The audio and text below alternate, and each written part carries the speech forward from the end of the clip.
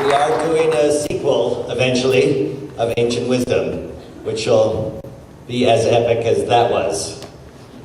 Which was epic. Thank you for staying, for those who did stay for the whole thing. For those who just came in, it's for sale at my table. You can buy the documentary for $20, and the one with the extra bonus material, there's a second disc with the interviews. Some of them are extended, because a lot of one of those guys who said in there had some really compelling stuff, but we couldn't fit it all in. And, you know, as long as it is, it could have been, our original cut was 7 hours long, so. Hi, smiles. There we go. Hi, everybody. Well, I'm Dean Haglund. For those of you who don't know in the back. Anybody did not know that? Okay, good. I've been, that documentary was a year of my life with a camera crew following me around to all the conventions. And that just sort of pretty much how my years go. So there you go. Now you have insight. Any questions of this documentary before? Yes, you right there. How did it come about? What's the genesis of it? The very beginning was we have a, as you know, a podcast called the Chill Pack Hollywood Hour, and Phil was fascinated by how, as an actor, I was researching my role as a conspiracy theorist, and so a lot of the producers and writers at Fox, like Chris Carter and Vince, said, oh, well, if you're looking for the real deal, you should meet Jordan Maxwell, you should meet Dr. Roger Lear. And so I meet these guys, and we have these fascinating lunches of infinite discussions, and I would often, you know, try and refute some of these theories, these conspiracy theories. Like, clearly it can't be this because of that. Then they would have a stack of paper because they're very brilliant people who have been researching these things all their lives. And so from that, then I talked to Phil about this, and he was very fascinated, particularly in this day and age where, you know, our discussion of not just truth, but anything sort of breaks down into these binary fights, you know. Like you go, oh, you know, this new Obamacare is very interesting. Yes, well, Obama's a Muslim. Well, that's not really, we're talking about the healthcare issue, but then that breaks down into a name-calling situation, which then renders, you know, our political system inoperative. So we thought, well, how do you bring, in terms of conspiracy, in terms of searching for the truth, how do you take that conversation forward? And not make it judgmental and not be, you know, because everyone says, oh, you made a comedy about conspiracies. Yeah, they're all idiots. Well, yeah, but no, that's not what our documentary is about. We give everybody the freedom to express that, to hear that, so that, you know, you're not throwing out what could be valid information because you don't trust the validity of the person saying it. That there's value and there's validity, and those are two separate things that you can embrace at the same time. You know, it's from my training at improv comedy that I have the ability to go, I can take it as face value, and I can also be very skeptical of it at the same time. So from that was the basic genesis of, we should make a documentary then that allows this idea of searching for the truth to be a conversation that continues on, that then allows all of us to have the ability to express ourselves, which is why I love coming to conventions, because it is about individual expression. That, you know, anybody who likes any show can dress up as that character. Nobody's going to go, you're a wingnut, get out of this convention. No, nobody does that. That's what I love about these things. That our diversity is our strength. Absolutely. Thank you. Appreciate that. Yeah, any other questions? Normally my talks don't get so thingy so quickly. Thingy. That's part of the conversation I'm forwarding with the thingy and the zooty. Yeah, your question. Well, I was kind of wondering, which of the conspiracies do you consider the most valid, and which ones do you then consider the most serious as an issue? Excellent question. Which ones are the most valid To you. to me? Well, for me, as a doctor in Monty, for me, it is our genetic food modification thing, because, you know, I can deal with, you know, there's a government plot to take down buildings, war on terror, economy, whatever, and business as usual, you know, a way of keeping business. But to then, alter the genetic structure of the very essence of what we need to eat to survive seems a little beyond corporate greed. That seems to me where you're crossing a line between, I get it, yes, all conspiracies are basically the way businesses run. It's a top-down pyramid information where the CEO knows the most and what you need to know is given to you. And yes, there's screw-ups and people will then gather around to cover their ass and go, hey, you say this and you say that, and that'll cover us here for whatever this major thing was. And that's business as usual. But then to go, okay, we're going to take the apple and we're going to genetically modify it so that its sugar structure then causes horrible obesity. And so an apple a day suddenly is like covered in pesticide and is destroying your internal. That to me goes a little bit beyond, hey, we just need our corporate bottom line at Monsanto to look a little better for the next year to match our shareholders' expectations. So that for me is the one that I find most valid, I'm concerned about the most.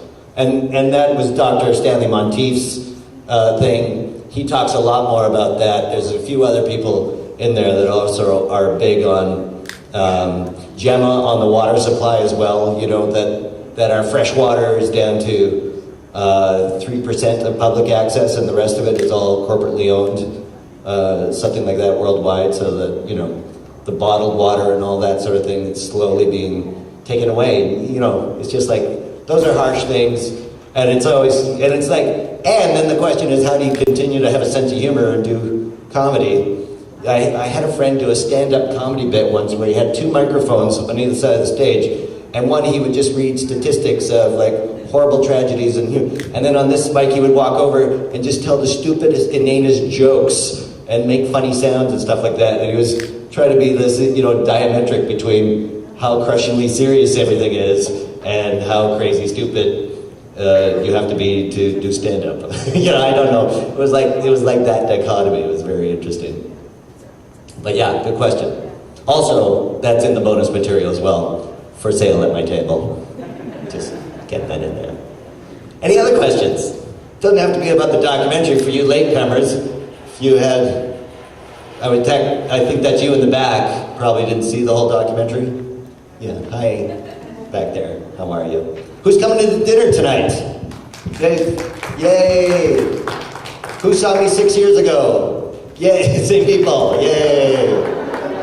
Awesome. Well, I did a Q versus Tasha Yar improv, I think with Denise Crosby, and tonight it's going to just be a solo X-Files improv. Who's seen me do the X-Files improv? All of us. Okay, so I better come up with another show then, really quickly. What's a sci-fi series I should improvise about? Lone Gunman. Lone Gunman. I just did that in Australia. In fact, 3 weeks ago we were in Melbourne at Armageddon Con, and it was the first time in 10 years that the three lone gunmen, Tom Braywood, Bruce Harwood, and I, were all at the same convention. So yeah, it was really awesome, and we all sat beside each other and caught up. And then I dragged them on stage to do a lone gunman improv. And it was, at first they were like, yeah, I don't want to do this. This is. At the end, I couldn't shut them up. They were not, they got their own show going on. It was hilarious. Of course, I filmed that as well and burnt that on DVD, and that is available at my website. Just every question ends with a sales pitch. Is this what I've become? Shameless plug. It's just like, yeah. And my socks are available. No, I'm not kidding. Bottled water, yes, I'm selling bottled water at my table. Non-genetically modified bottled water at my table. No, I'm not. That's funny. What have you done with that rock thing? Oh yeah, that, I left it with my friends in London because I was worried it wouldn't get through security. And the organized rock. And she put it in her flower pot and the flowers died, oddly enough. Yes, I know, but, I know, right? But as I said, I told her the story of it, and she didn't really believe it. So, according to Mark Bennett, he said, well, that's the very thing, the intention, one's own intention goes through the orgonite to make it grow. So So if you don't believe it, it's also going to have a negative power effect and kill all your plants. So if you are skeptical in any way, I guess was the safety on that. So yeah. No, she didn't. She just basically chucked it. I gave her a gift and she just chucked it in the flower pot and then went, "Thanks, Dean, you killed all my plants." And then blamed me, and now that's my fault. So I don't know how that happened actually. But it's still there, and I'm going to London in July, so I'll get it back and see if I can get it in my checked luggage. Maybe it's the plants for Exactly, the plants aren't believing. I did not think of that. Yeah, that's right. Maybe she's all right. It's the plants going, "What is this lump of rock here in my plants?" And then they up and die. Or it could have been unusually hot in London that summer. There's a number of things, but that's right. But London's water source isn't poisoned. I don't know where they get it from, actually. And it is from the river? Oh dear. Well, that might be a problem. That's also they flush their sewage in there. It comes upstream. Yeah, that's the Christopher Wren designed that after the Great Fire, '66. That you'd have the water coming upstream, the sewage down. That's thinking. Any other questions? Yes, you sir, back there. How did you get into improv and then progress to acting? How did I get into improv and progress to acting? I think it was the other way around, because I started as a child actor in Canada doing theater, and I was with a theater group in Vancouver or Winnipeg called Prairie Theater Exchange. Woo. Okay, nobody's heard of it. Anyway, I was doing that, and then when I went to Vancouver, there was the very successful Vancouver Theater Sports League, and I was doing stand-up to make money to pay for my acting classes at university, and a couple of improvisers also did stand-up, said, "Hey, you know what, you'd be really good at improv, why don't you come down and do some workshops?" And so I went down and then worked my way up through the rookie league and then onto main stage with Ryan Stiles and Colin Mockery, and then was doing both. So it was really great actually, because improv allowed you to be very loose and sort of free, and then when you went to theater or any film and television, you had that sort of flexibility and freedom, which made it much easier. And so I just kept doing both back and forth. But now improv there's a double-edged sword to learning improv, because then you also don't like rehearsing very much, because you're like, I can do a 2-hour show without any rehearsal. This 3 weeks thing of rehearsing is a bit of a drag.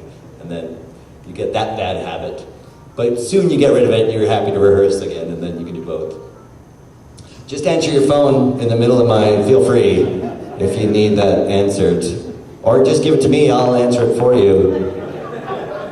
It's any sort of banker, some babysitter issue.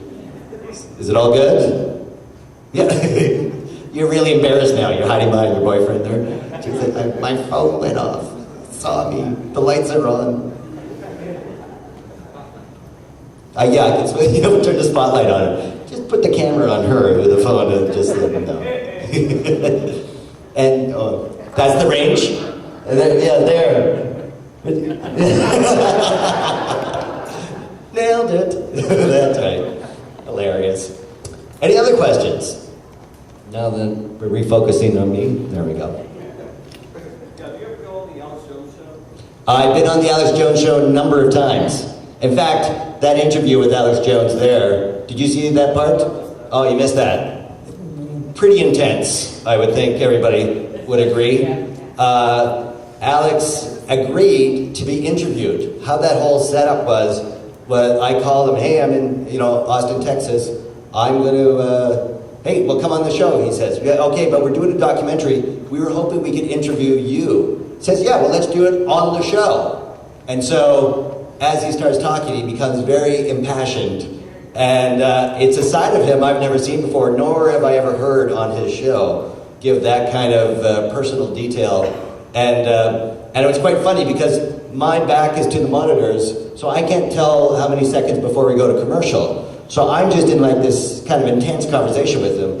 And he's like, "Yeah, we gotta do that, man." And then I go, okay, and it goes, yeah, well, we'll be right back. We've got a commercial, just hang out for a second. And he'd like totally chill out.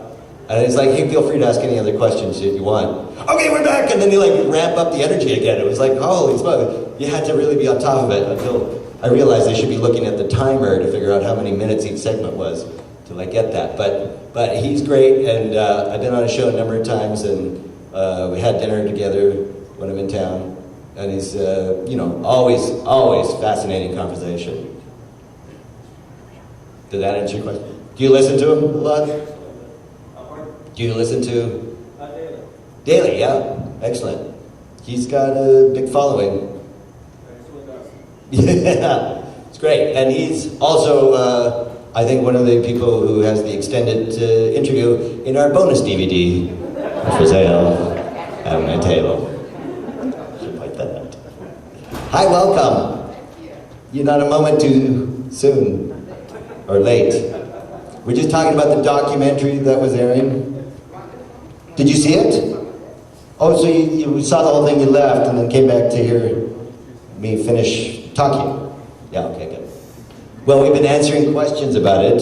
If you have any questions, feel free. Yeah, John. All these people you talk about, Yeah.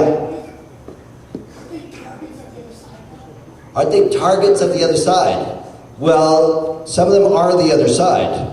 That's the thing. We have both sides on there. So we're not. We don't think anybody's a target of anyone per se. I guess. Well, Jordan Maxwell feels he's targeted a lot. Yeah, he's had some very odd instances where he's been like on coast to coast or something like that, and suddenly he can hear on his phone like people talking, and he said somebody just said shut it down, and his phone went dead and all his electricity went dead in his place, and it was just like as soon as and it went off the air on coast to coast, and so these kind of things make him very suspicious. So yeah, so I think also my email is all, it takes like a day or two for my email to get through to people sometimes. So there's all, weird little odd things that happen that you go, well, you're just being paranoid. It's a server lock or whatever. Or they're listening to every email and phone call that you do and it's going through the NSA Black Diamond computer. One of the two, either way. I'm entertaining. Maybe they just enjoy listening to me at the NSA when they're bored. So that could also be the case. Yeah. Did you have any question? Well, I was also wondering, given what you've experienced, from your interviews and everything, at this point, do you have a more of a positive outlook for the future of the human race and how things are end up, or negative? I think I have a more positive one. The question was, do I have a more positive or negative outlook of the human race based on after this documentary? And I actually do think it is more positive, only because so many people are working in these fields that are that the planet changes based on group intention, group energy sort of thing, and that it seems that so many people are working towards these positive things that kind of energy is just ultimately going to change whatever Neolithic corporate greed thing, it's sort of like, the Occupy movement is sort of that beginning of that, but it's still vague and it's very hard to have a protest where there's no end goal. It's like, we've succeeded in occupying. What the hell was the end of, I don't know what the thing is. So, but as that energy keeps cycling through, it seems I'm much more positive about it. So, yeah. Hooray! Yeah, hooray! You in the back, sir. Yeah, this isn't really related to the film, but what do you think about the discussions right now in Canada to privatize the Canadian broadcast system? I'm just curious. Yeah, the Canadian Broadcasting System. Yeah. Yeah, the CBC. Yeah, I'm thinking about a lot of people wanting to just sell it off because they don't want to pay taxes for it anymore. Yeah. They had that suggestion even when I was a kid, that it should just actually be privatized and become a learning institution. And having been an actor and a writer, I had pitched a number of times to the CBC, a couple of funny science fiction shows and a couple things, and it is shocking the amount of bureaucracy that it takes to get a show on the air. My friend Rich Walter works in London, and he was on The Mighty Boosh. And when they pitched it, they went into BBC, they talked to one guy, the one guy goes, well, I don't really get it, but we could probably put it on BBC Three. Hang on a sec. And he walks out of his office next door and goes, can we put these guys on BBC Three? And the guy looks, yeah. And then you got a show. And that was it. That was like, that's how you get a show on the BBC.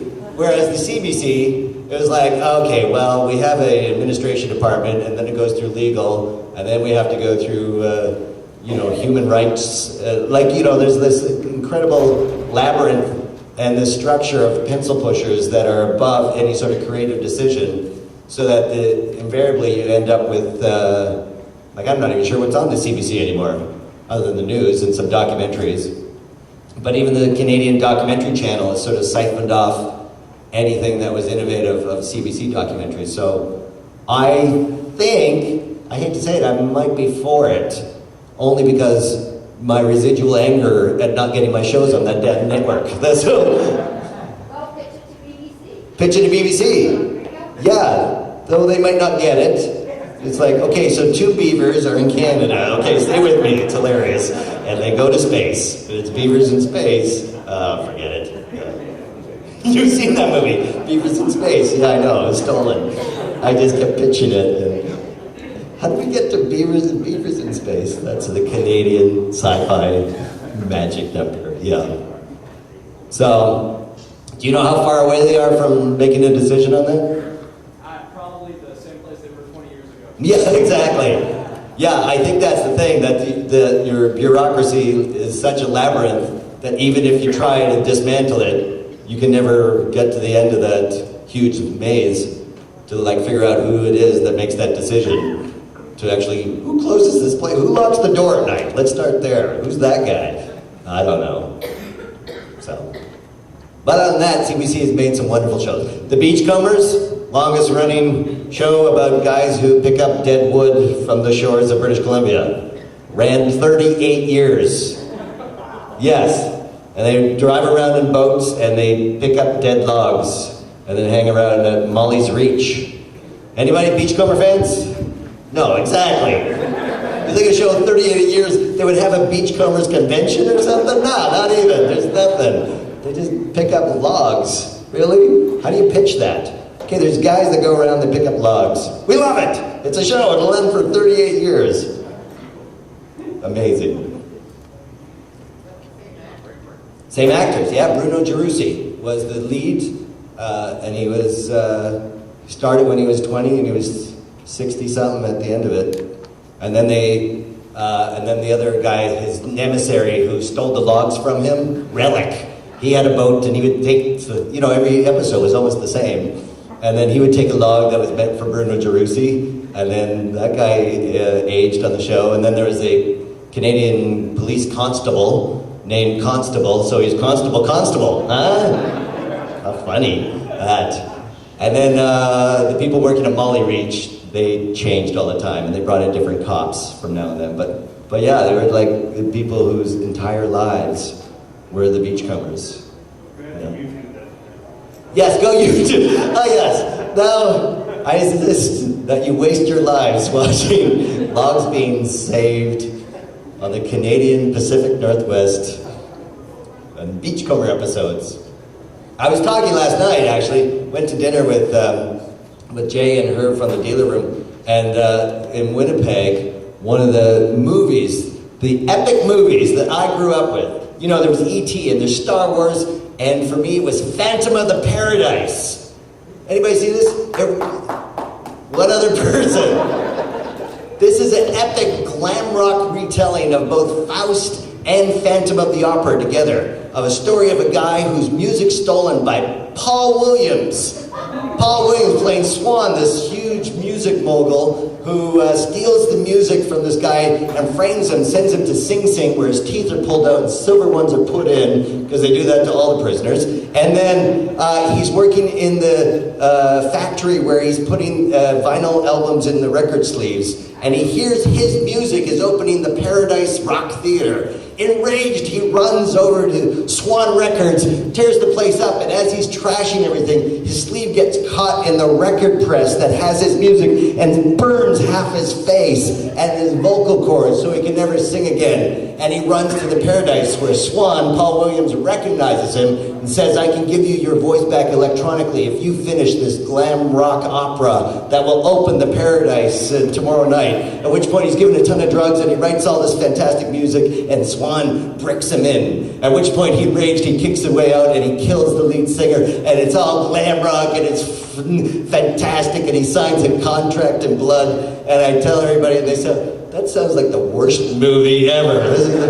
And then I say, it was Brian De Palma's first directorial debut. And they go, okay, well maybe I'll look at it. But everybody, you either love it, and you love the music, or some friends I've said, they get a phone call, you got the worst taste in movies. But then they watch it again and go, oh my God, I'm in love with this movie. I just play it all the time. And it was this weird thing. In Winnipeg only, that movie was this huge, crazy hit. And it ran for 2.5 years. And even in 2004, they had a 30-year anniversary where the stars came up only to Winnipeg, because we were the only city in all of the world that loved this movie, that made it this huge. It made all its money in one city. And in fact, my friend from Winnipeg down in LA ran into Paul Williams at an audition. And she went, oh my God, I totally love Phantom of the Paradise. And he goes, well, you're from Winnipeg. Like, not even, it's just like, obviously you're from Winnipeg, because nobody else saw this thing. Put something in the water in Winnipeg? Something in the water? I thought it was a really cold winter, and that was the only movie playing or something, and we all just huddled in the theater. But it was like, I remember it so clear. Everybody bought the album. There was like a soundtrack album to it. Paul Williams came up and sang the songs from the album for 2 nights, sold out nights at the Pantages Theater. It was like this crazy, crazy phenomenon. In fact, I tried to make the costume, the Phantom costume for Halloween, which is a black leather thing and a bird mask with a chest hole thing that lit up that electronically altered your voice. And I worked on this thing, and then Halloween came and went, and I had a half paper mache headpiece that nobody recognized, so I never finished the outfit. Perhaps I will now. I will dress as Phantom of the Paradise for every Halloween, and everybody go, look at you, what the hell, are you a bird? A bird in a leather thing with a cape? What? I don't understand what bird thing you're doing. I should enter the costume contest at a con as Phantom of the Paradise, the most obscure character, other than a bizarre Japanese anime thing that you never heard of. I would be the second most obscure. Could happen. Any other questions? Now that I went on in my Phantom of the Paradise route, yeah? What was your favorite con that you went to? You went to a lot of different... I do a lot of different cons. Yes, my favorite, well, each one I love for its own individual personality that they have. It's like a group personality. Starbase Indy is fantastic for how close this community is, and Barfleet, of course. I was reminded that 6 years ago when I was here, I had the glowy yellow thing that had alcohol stronger than 100 proof, the Polish killer thing. 99, I don't know what the hell it was, but I had to drink the Yukon killer thing. And apparently I did a face plant and people checked to see if I was still alive. So that was a good time. Always fun. I often go to Fargo, North Dakota for ValleyCon, the longest running independent sci-fi pop culture convention. It's a tiny little thing in a little 2-story hotel where everybody gathers around the swimming pool indoor. There's a label that just Spaceball, so there's Spaceball the movie, and then there's Spaceball the table, and Spaceball the microphone, and then I had Spaceball the Dean Haglund, and then I wear this t-shirt around, what the hell is Spaceball the Dean Haglund? Okay, it's a long story, but if you go to Fargo, blah, blah, it's like, so that one's fun. But Dragon Con's always great. In Germany, there's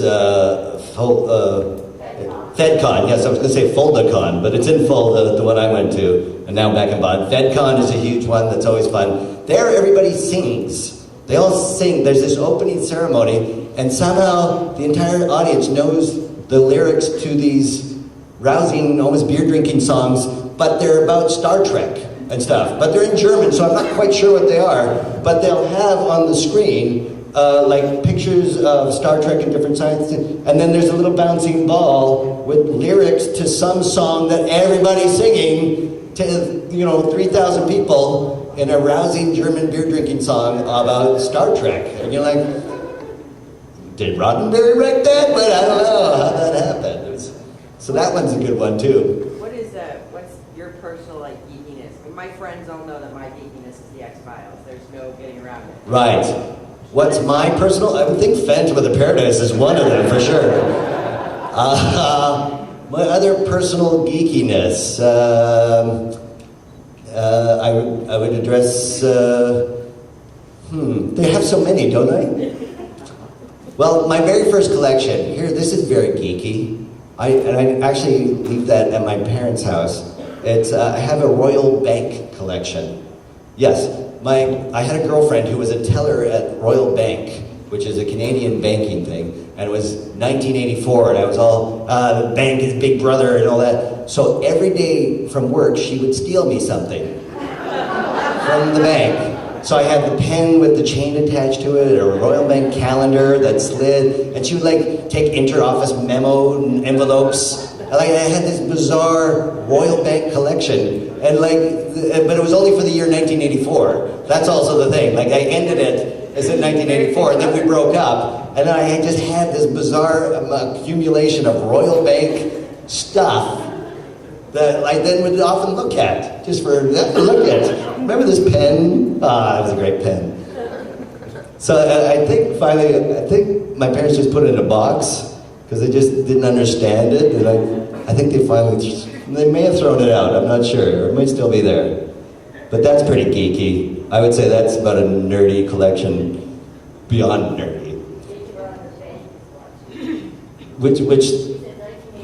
Right. Big Brother Bank is watching. That's right. I should have got a security camera. If she could have stolen a security camera from the Royal Bank from the inside, that would have been the capper to that collection. But she didn't want to get fired, I guess, yeah. So I think those are pretty nerdy. What else? Am I missing something? No. I have a large underground comic book collection, but those are vintage, Fabulous Fury, Freak Brothers, and Robert Crumb stuff, and White Lunch Comics. There was a really bizarre Rand, who is this underground comic artist, who then moved to Nova Scotia and never drew again, and stuff like that. And so I got a lot of that. That's a cool collection. That's worth a lot of money now. I don't think that's. It's hard to say, oh, you're really geeky. Oh, and that's worth a ton of cash. Yeah, that's not so geeky anymore. Yeah, I think that's about it. But yeah, Phantom of the Paradise, that nerds out. And now everybody's going to go watch it. I think I've turned everybody. In fact, if we could have next year's Starbase Indy to just be Phantom of the Paradise night, if we could just do that, everybody get little outfits, and I'll come as Paul Williams. I'll grow my hair to a page boy bob, and just talk like this. Hey, oh yeah, I'm Swan. I'm too tall. We could do. They could play it in the video room.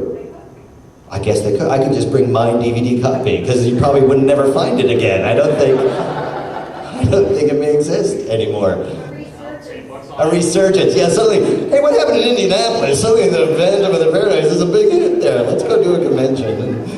Get copies and have them for sale at your table. Exactly, yeah. Well, apparently I saw, not a remake, but they want to do a Broadway show of it, which would totally work, because you're in a rock paradise, and it's this hilarious sequence where they actually, the heavy metal band is introducing the most epic rock star, whose name is Beef. He's come to sing the songs of the guy whose face been pressed. And he's going to sing this, even though he's already said, the Phantom said, only she can sing my songs. Anyone else who tries dies. like it's like, oh, it's so awesome. Anyway, so he's coming out. So the opening musical number to opening this rock clip is this band going, and the song is "We Need Someone a Lot Like You," and then they would stab audience members and cut their pieces of limbs off and then sew them up on stage so that this guy, this Frankenstein rock singer, would come out and start singing these songs. Totally awesome. 70s glam, goth. Yeah, did I sell it good there? Does that help? Anybody watching this to want to see it?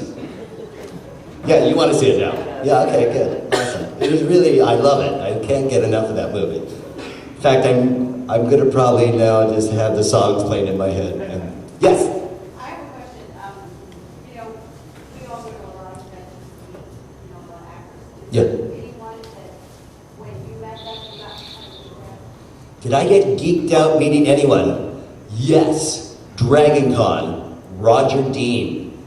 Roger Dean was the artist who did the Yes album. He did that Yes logo. And as a kid, I actually had his first book called Views, and I had painted on our garage an amalgam of like a cobra coming out of the rocks, turning into a rainbow, and a horse rearing up as a giant tree with a waterfall coming through it, and then there was a moonscape, but in the moon I painted a silhouette of a castle, so there was like this whole fantasy thing that my parents let me paint on the garage of all things, and it was like there up until about 4 years ago. They finally had to repaint it because it was all peeling off, but it stayed there for about 20 years. And I saw Roger Dean, and I totally geeked out. I think I freaked him out, actually. I go, oh my God, I painted my garage, the thing. Oh, remember that? I went in the book, and did you ever do that opera? Holy crap. And he's like, yeah, okay, I'll take a picture with you, and could you move on? And it's just like, no,